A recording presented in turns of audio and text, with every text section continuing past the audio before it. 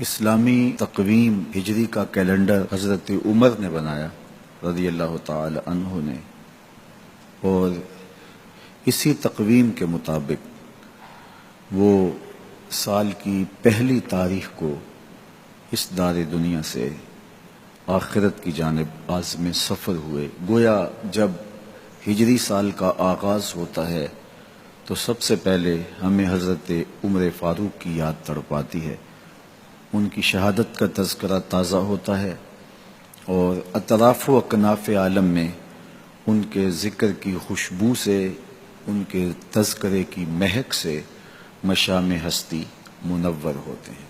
تو یہ نئے سال کا آغاز ہے، ہم نئے عزم کے ساتھ آگے بڑھیں اور اپنی صبح کا آغاز صلاۃ التہجد سے کریں۔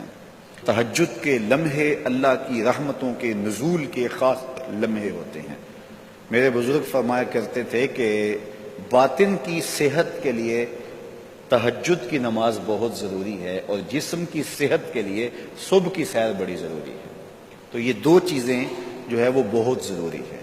تو بالخصوص یہ بچے جو ہیں، جب اس عمر میں یہ ان کی عادت پختہ ہو جائے گی تو یہ زندگی کی آخری سانس تک باقی رہے گی۔ میرے بزرگ فرمایا کرتے تھے کہ مجھے تہجد کا عادی میری ماں نے بنایا۔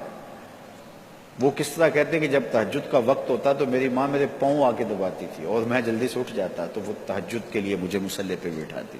اس کے بعد نماز فجر ادا کیجئے، اور سورۃ یاسین جو شخص اپنے دن کا آغاز سورہ یاسین سے کرتا ہے، سارا دن اس کی حفاظت ہوتی ہے، شیاطین سے، شریروں سے، شر سے، گناہوں سے اور بہت سارے معاملات سے، اور نادیدہ حملوں سے، بہت کچھ چیزوں سے اللہ تعالیٰ اس کو محفوظ رکھتا ہے۔ تو سارے سورہ یاسین کی تلاوت اپنے معمولات میں شامل کر لیں۔ نماز فجر کی ادائیگی کے بعد آپ ہلکی پھلکی ورزش ضرور کیجئے۔ جو قوی مومن ہے، طاقتور مومن ہے، کمزور مومن کی نسبت اللہ کو زیادہ محبوب ہے۔ تو طاقتور مومن، قوی مومن، یہ مطلوب ہے شریعت کا، اور یہ مقصود ہے شریعت کا۔ پھر سونے سے قبل سورۃ الملک ایک مرتبہ ضرور پڑھیے گا۔ جس طرح سورہ یاسین پڑھتے ہیں تو سارا دن آپ کی حفاظت رہتی ہے، اور سورہ ملک اگر پڑھتے ہیں تو ساری رات آپ کی حفاظت رہتی ہے۔ اور سورہ واقعہ ایک مرتبہ یہ زندگی میں معمول بنا لیں، کیونکہ ہمارے جو معاشی مسائل ہیں اس کا بہترین روحانی حل سورہ الواقعہ ہے۔ سورہ الواقعہ کی تلاوت کرنے والا کبھی بھی کنگال نہیں رہتا۔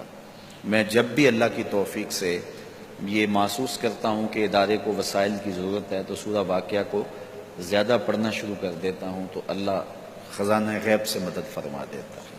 اور جب بھی کبھی میں جاتا ہوں حرمین طیبین میں حاضری کے لیے تو سورہ واقعہ کی تلاوت میں لازمی کرتا ہوں، اس نیت سے کہ اللہ اس کی برکت سے، وہاں چونکہ 1,00,000 کے بدلے میں جو ہے وہ ثواب ہے، تاکہ جو ہے وہ زیادہ سے زیادہ اللہ تعالیٰ وسائل عطا فرمائے۔ تو یہ ساری جو بہاریں آپ کو نظر آ رہی ہیں، اس میں بہت سارا حصہ سورہ الواقعہ کا ہے۔ جس معاشرے میں ہم جی رہے ہیں یہ ناہموار معاشرہ ہے۔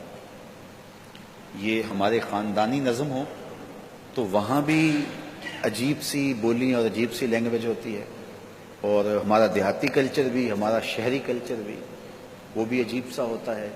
اسی طرح جو ہے وہ یہ ہمارے مدارس کی، مساجد کی دنیا بھی، یہ بھی ایک الگ کائنات ہوتی ہے۔ تو اس میں بھی مخصوص ایک طریقہ کار ہے اپنے مد مخالف کے لیے اور اپنے مد مقابل کے لیے۔ تو اس سے ہٹ کر کے جو ہے وہ جو شریعت کا مقصود ہے اس کے مطابق ہم نے اپنے قول و عمل کو مرتب اور منظم کرنا ہے۔